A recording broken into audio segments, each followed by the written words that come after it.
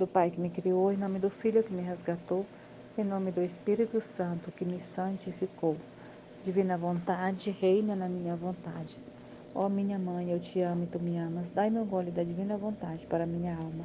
Abençoa-me, mãe, para que as minhas ações sejam feitas sob vossos olhos maternais. Vinde, Espírito Santo, vinde por meio da poderosa intercessão do Imaculado Coração de Maria, vossa amadíssima esposa e nossa mãe. Amém. Vinde, Espírito Santo, vinde por meio da poderosa intercessão do Imaculado Coração de Maria, vossa amadíssima esposa e nossa mãe. Amém. Vinde, Espírito Santo, vinde por meio da poderosa intercessão do Imaculado Coração de Maria, vossa amadíssima esposa e nossa mãe. Amém. Eu não sou nada, Deus é tudo, Pai, eu te amo. Partilha do Livro do Céu, volume 4, 8 de novembro de 1900. A obediência restitui à alma o seu estado original. Continuando seus habituais atrasos, ao vir, eu sentia todo o peso de sua privação, quando subitamente veio e, sem saber por que, me fez esta pergunta: você me saberia dizer por que a obediência é tão glorificada e causa tanta honra de imprimir na alma a imagem divina? Eu, toda confusa, não soube o que responder, mas o bendito Jesus, com uma luz intelectual que me mandava, me respondeu ele mesmo. Mas, como é por meio de luz, não de palavras, não tenho palavras para expressá-lo, mas a obediência quer que o tente para ver se consigo escrevê-lo, ainda que acredito que direi disparates e escreverei coisas que não concordarão. Mas ponho toda a minha fé na obediência, especialmente que são coisas que se referem diretamente a ela. E agora começo a tentar. Então, Luísa, ela já está numa obediência, né, que é viver o estado o habitual dela, que é um sofrimento, né? E Jesus, ele vem fazendo perguntas para ela, né, sobre a própria obediência, né? E, e ela precisa exercitar continuamente, né, esse na obediência. Ela precisa exercitar. Até nesse momento ela precisa escrever, porque Jesus, ele não fala para elas sobre essa virtude, né, da obediência com palavras, mas ele ensina para ela através de luz intelectual, né? E ela fica ainda sentindo temerosa de colocar e falar, né, coisas, não saber explicar, né? Mas a obediência sempre vence, né? Então, hoje nós também estamos nos formando, né, lendo os livros, esses escritos, né, de Luísa Picarreta, né, do Livro do Céu, e vamos aprendendo que é preciso nós viver na obediência, né, viver partilhando, lendo e meditando, partilhando, é uma obediência, né, uma morte para nós. Então, morrer a nossa vontade humana, né, de ler e somente para mim, né? Quando nós começamos a partilhar, nós estamos morrendo, né, a nossa própria vontade, né? E a Luísa também, ela tinha que morrer, né? Continuamente ela estava dando a sua vontade humana para poder obedecer, para viver na obediência, né? Então, Jesus, ele fala sobre a virtude da obediência, o porquê que ela glorifica tanto a Deus, né? Então ele fala: a obediência é tão glorificada porque tem virtude de descobrir desde as raízes as paixões humanas. Destrói na alma tudo o que é terreno e material. Olha, então é só o exercício, né? Só vamos destruir na nossa alma as paixões e até as raízes dessas paixões por meio da obediência. por meio do amor, né? Amor a Deus, amar Jesus primeiramente e saber que para adquirir, viver a divina vontade é necessário nós morrer essa vontade humana, né? Que ofende tanto a Deus, né? A autossuficiência, né? Quando nós achamos que nosso egoísmo, né? Tudo aquilo que nos direciona somente para nós mesmos, então é isso que tem que morrer, né? Em nós, para sermos obedientes, para sermos para viver a divina vontade, né? Para essa morte da vontade humana.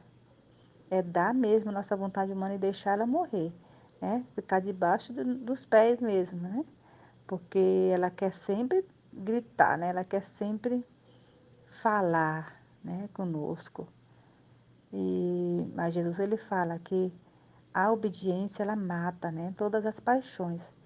As paixões, as raízes das paixões, que é a desobediência do homem desde Adão, né? Desde da Eva, desde primeiros homens que Deus fez, né? Que desobedeceu e causou todo esse desequilíbrio, né? Na nossa natureza humana.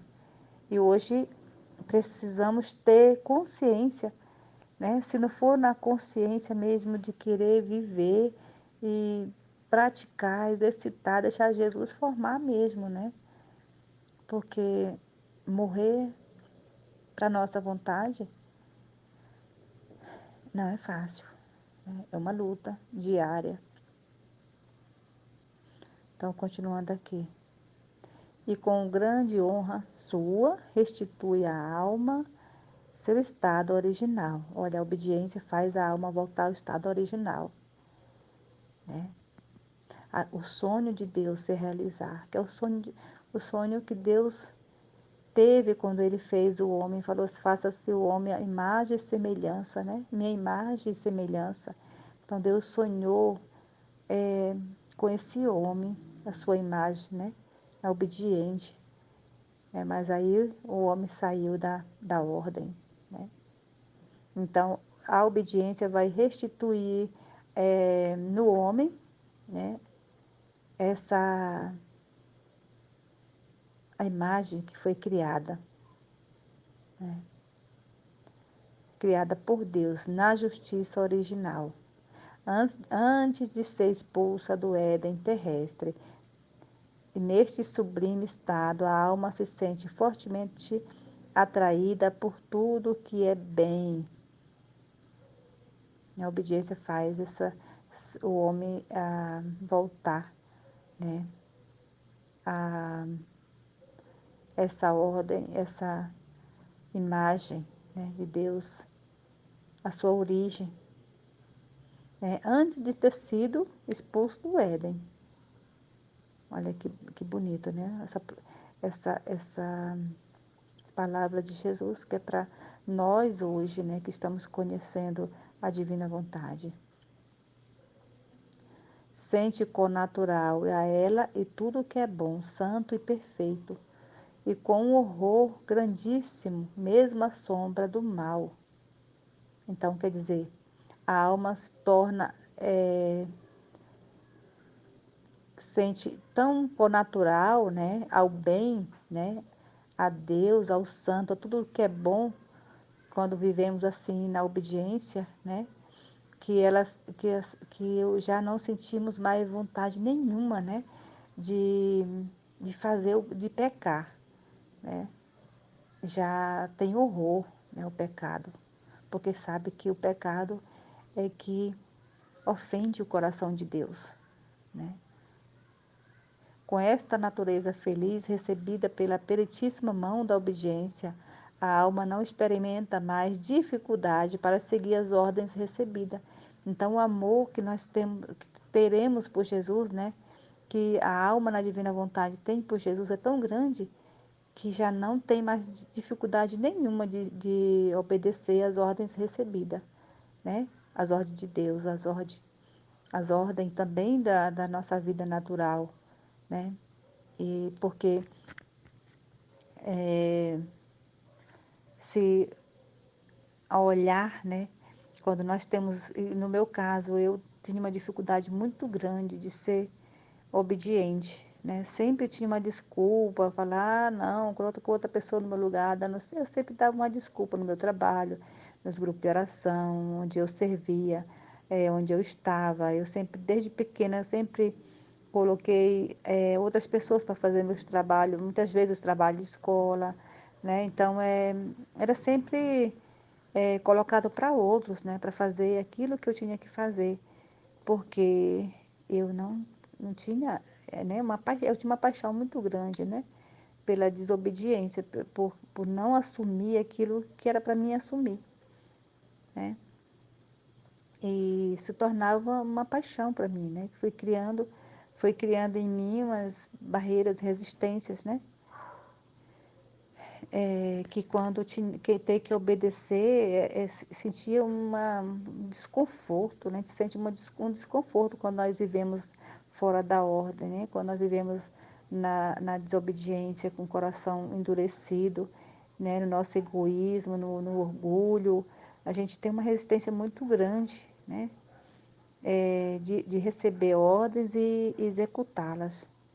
Eu tiro por mim, né? Eu creio que nem todo mundo é assim, mas no meu caso eu tinha um desconforto, eu me sentia mal, das pessoas falar comigo e eu ter que obedecer, né? Eu ter que fazer aquilo caladinha, como, né? Eu sempre dava, eu fazia, mas era com resistência. E quando eu podia, eu não fazia, né? Colocava outra pessoa fazendo no meu lugar, ou, né? Dava as desculpas, né? Então é uma paixão que a gente tem por nosso próprio ego, né?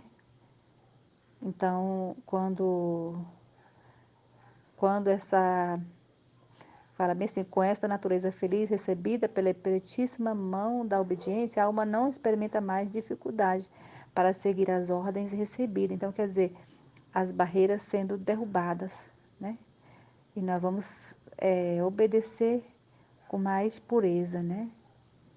Com a reta intenção de amar a Deus, de saber que tudo que nos acontece, de bom ou ruim também, né, divina vontade, é Jesus, né, que permitiu, né, é divina vontade. Né, e, e isso vai divinizando, né, a alma.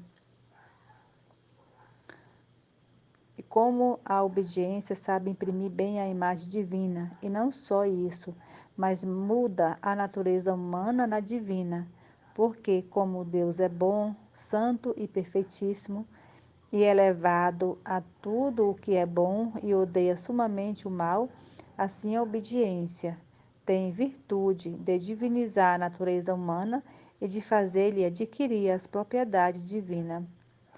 Que bênção, né? Destruir a imagem humana, né, da nossa vontade humana e adquirir as propriedades divinas.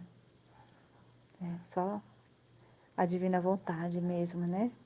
E nós deixar nossa vontade humana morrer, né, para viver a obediência. E quanto mais a alma se deixa guiar por essa peritíssima mão, tanto mais adquire de divino e destrói o próprio ser. Por isso é tão glorificada e honrada, tanto que eu mesmo me submeti a ela, e por ela fiquei honrado e glorificado, e restituí por meio dela a honra e a glória a todos os meus filhos, que pela desobediência tinham perdido. Jesus com a obediência, né? Jesus ele foi obediente até a morte, né? E até naquele momento que ele estava no Getsemane, né? Que ele pediu para que, Pai, se fosse possível, afastasse o cálice, aquele cálice, ele pediu por 3 vezes, né? Mas que não fizesse a vontade dele, mas a vontade do Pai, né? Ele não fez a vontade dele. Então, ele em tudo foi obediente ao Pai, né? E com a obediência que ele foi até a morte, ele restituiu o homem, né? Ele nos comprou com seu sangue, né? Ele nos lavou, nos salvou, né? Então, é, para que hoje nós pudéssemos ser salvos, né? Então, ele salvou o homem da desobediência, que o homem perdeu a sua dignidade, né? Lá, né?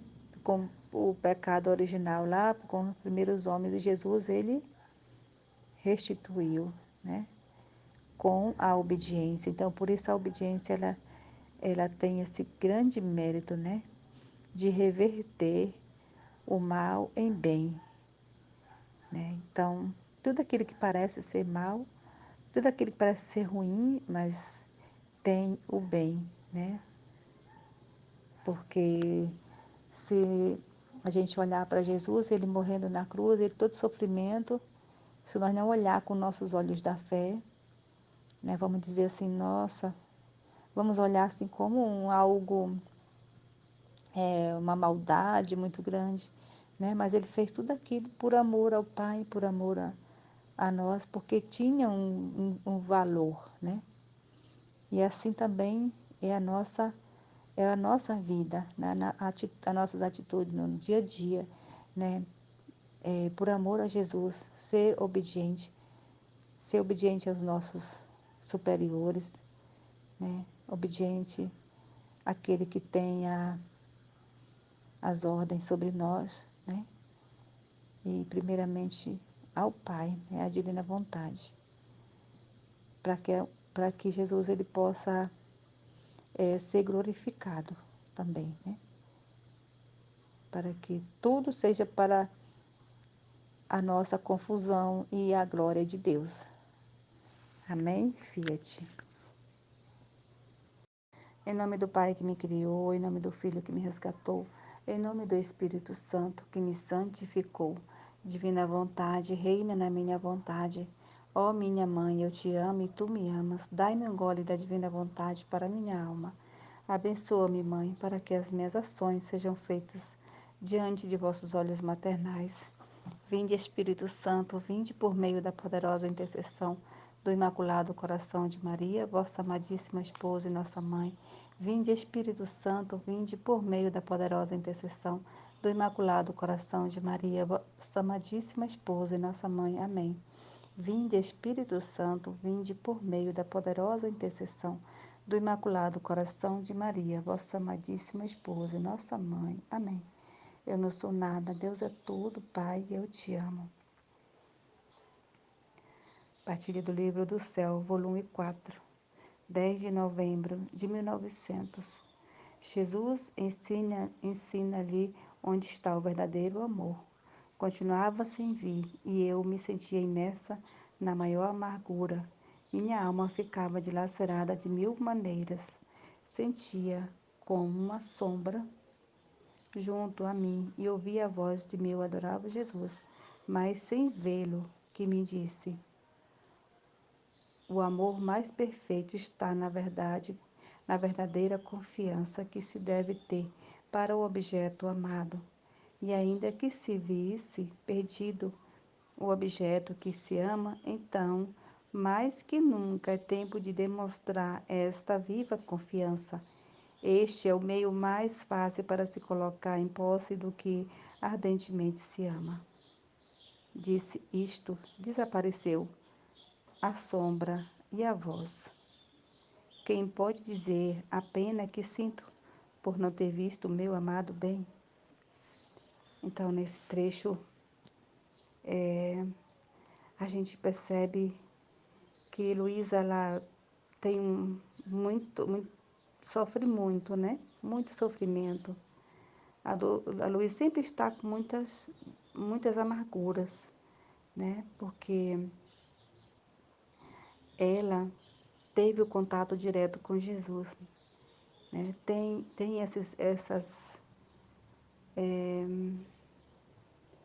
teve as graças, né, de ter Jesus. Então ela sente a amargura de não ter agora, né, nessa fase ele sempre com ela, né? Então ela sofre, né, de amor pelo amado, né? Então Jesus ele vem falar, mas ele nem se mostra, né? E dá para perceber que Jesus ele não se mostra aqui nesse trecho. Ela vê ele, uma sombra dele, somente a sombra, e ela escuta ele falando, né?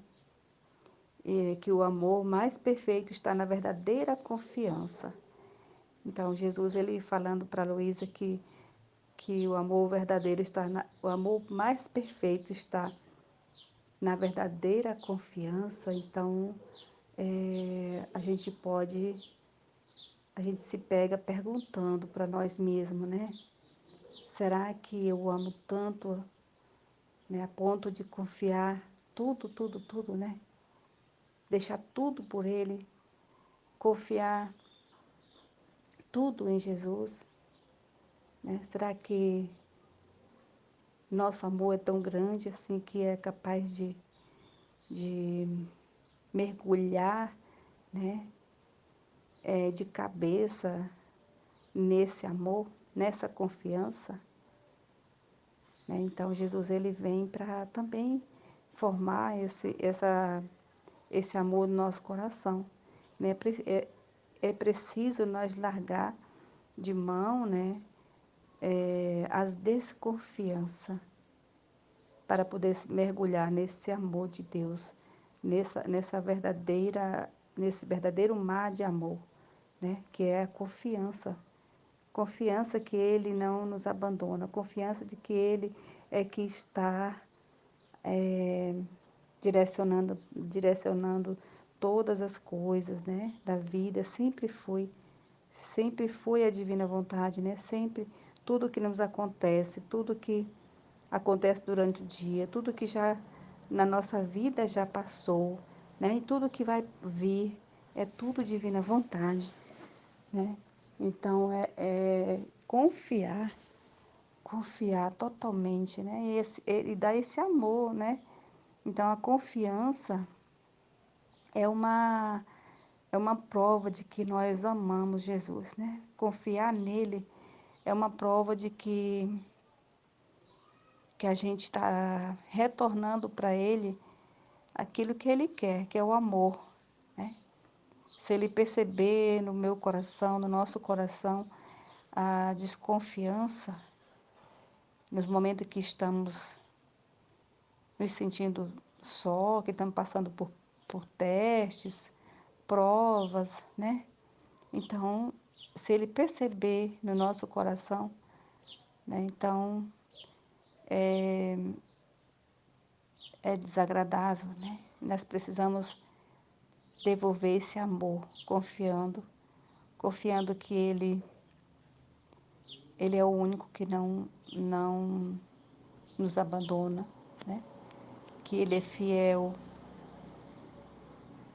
Então, continuando aqui. E ainda que se visse perdido o objeto que se ama, então, mais que nunca é tempo de demonstrar esta viva confiança. Este é o meio mais fácil para se colocar em posse do ardente. Esse é o meio mais fácil para se colocar em posse do que ardentemente se ama.